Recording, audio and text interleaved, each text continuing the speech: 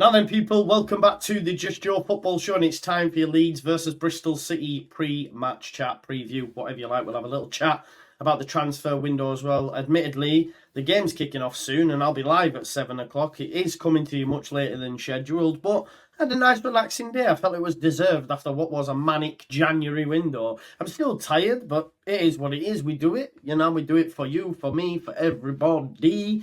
Listen, I've been to the gym, I've had a relax, a sauna, sunbed, cleaned the house, and now we're rough, ready, raring to go. Fit, ready, raring to go. But listen, I'll stop waffling now. Smash a like on this video, subscribe to the channel, hit the notification bell because we'll be live at 7 o'clock, obviously, because tonight is game day. We take on Bristol City. Make sure you get your comments in, because I do read them, even positive and negative. It's all good in the hood. It all helps the algorithm. So smash a like and let's get into it. Kane, it's 1-0. We're fucking down. 13th in the championship. The takeover happened as I said it would. People will be... Oh, when have we got Leeds?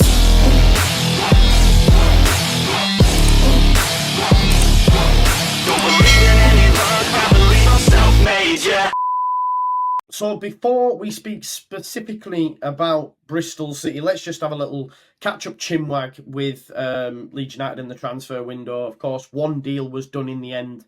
Connor Roberts was your acquisition. Happy with the signing of Connor Roberts. Add something. I see Archie now being used in midfield more often than not. I think when Connor Roberts gets his chance, he'll take that. Ayling wasn't up to the standard. Spence had his issues, as we know. We've heard today. I mean, the guy was late for his meeting to tell him that his loan was getting ended. This is what we were dealing with here. It's a madness, really. He's turned up late to a meeting to be told, we're letting you go back to Spurs because of your punctuality. He's got no defence, has he? He can't turn around and go, but please, Daniel, we're saying, mate, you're late for this meeting. You're 25 minutes, late for this meeting. What are you playing at?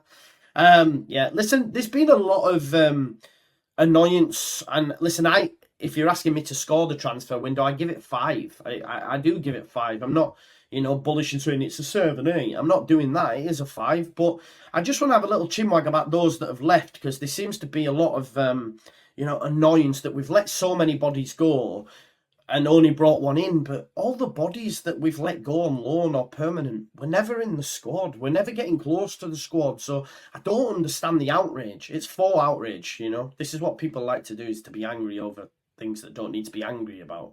I mean, I seen a long list that was put out on social media earlier on. I'm just going to run through some of these names because, an annoyance is being had that we only brought in Roberts and let, 8 bodies go. Sean McGurk surprised a lot of people, but what I will say, for me personally, it's a massive step up.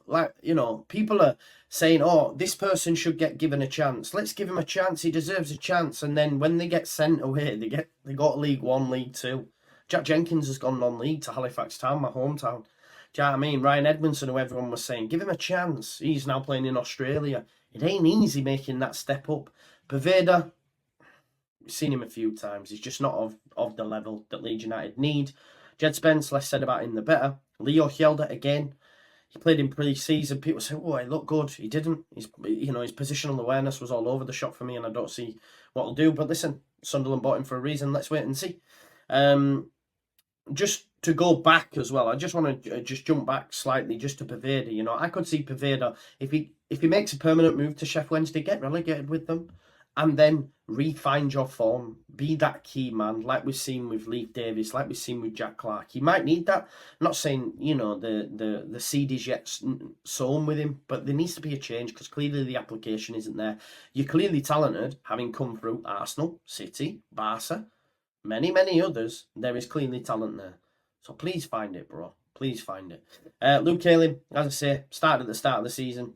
Not in the match day squad, goes to Middlesbrough. Darko JB, not of the level yet, doing well at Plymouth. Helder Costa, why is he even on the list? Lewis Bay, brought him from Chelsea. People were saying he should start. He's gone to League 2. After playing in League 1, no one's took him. He's gone to League 2. Jeremiah Mullen. it's not coming in. It's not going to be of sufficient level. Another. So I don't know why people are losing their mind over this stuff, because if we're being honest, Pervader's the only one really that's had any sort of impact, and that was very minimal. Connor Roberts will have a massive impact, you know, even off the pitch, on the pitch, like he said himself. So transfer window's shut. The next thing for people to moan about is like, oh, but we didn't do enough, or there'll be something else. Something's always round the corner. But I will be here to defend the 49ers and Daniel Farker. Don't worry about it. Don't watch this.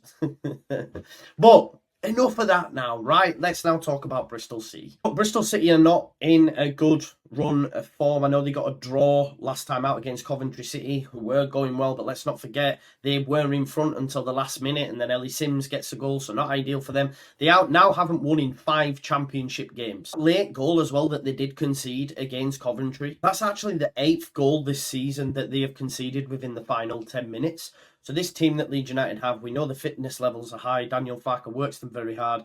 Just know, relax. If it is a tight affair, that we will get opportunities towards, you know, the end of the game. That's something that's in the mental side of the game, you know, like, oh, we're always conceding late. We've got to defend. No, you know, concentration's gone and they found the back of the net. These things happen, man. To add to that as well, folks, in recent times, Leeds United have a very good record against Bristol City, both home and away. We've won our last 5 matches now against Bristol City in all competitions. And to further increase that, we've actually won 14 out of the last 17 against Bristol City. We are sort of like, but I don't think they're expecting anything, you know, and I'm expecting a Leeds United win. Now, I'm not saying we're going to slap them 3-0 and stuff. I think it could be tight, because history shows us as well that away from home and against Bristol City, even though we've won games, a lot of them have come by the solitary goal. But for us to win 14 out of 17, you have every reason to be confident against Bristol City. During that 17-game run as well, we've only lost once. Do you know what I mean? Drawn the other 2 and only lost once. So 1 loss in 17 against Bristol City. It ain't easy for the Robins. Leeds have a great record at Ashton Gate as well. Leeds have actually been winning at half-time and full-time in our last 3 away matches at Bristol City. So, you know, the odds are in our favour, folks. As I just said just a second ago, listen, it wouldn't surprise me if we did beat them 3s and 4s. You know, Leeds United do have it in their locker.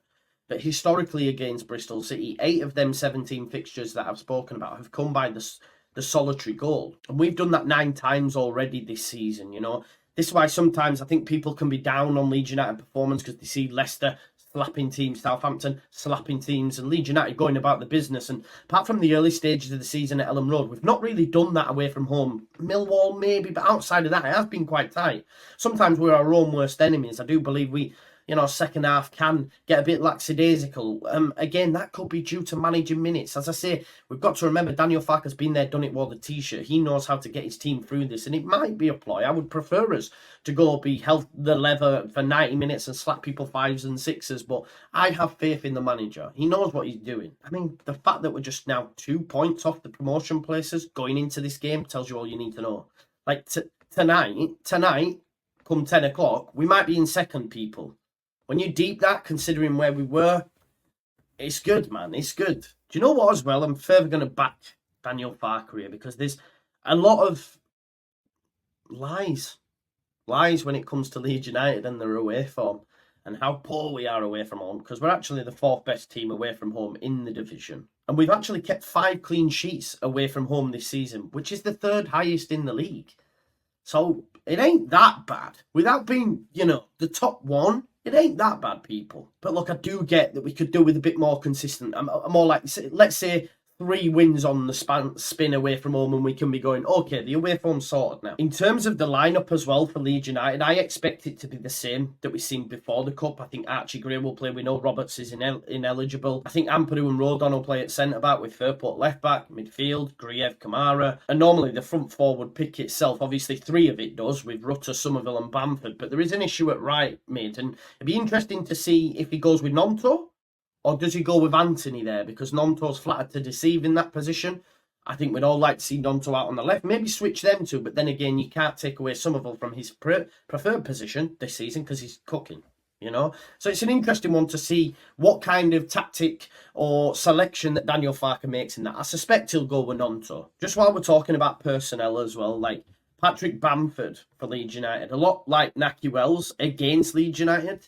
They both have great records against these teams. We know Naki Wells loves to score goals against Leeds United at Huddersfield. He did it at QPR with a last-minute winner as well. But Patrick Bamford has scored in his last 2 visits to Ashton Gate. So if you're a betting man, I'm thinking Leeds to be winning half-time, full-time, Patrick Bamford first goal. I think it might be decent for us. Now, Bristol City will be without key man Scott Twine, who they brought in on loan. Obviously, he was at Hull. Carvalho came in. They sent Scott Twine back, and then now Bristol City have got him. But he's been ruled out for 2 weeks, which is a positive. Leeds United are almost at full strength, bar a few.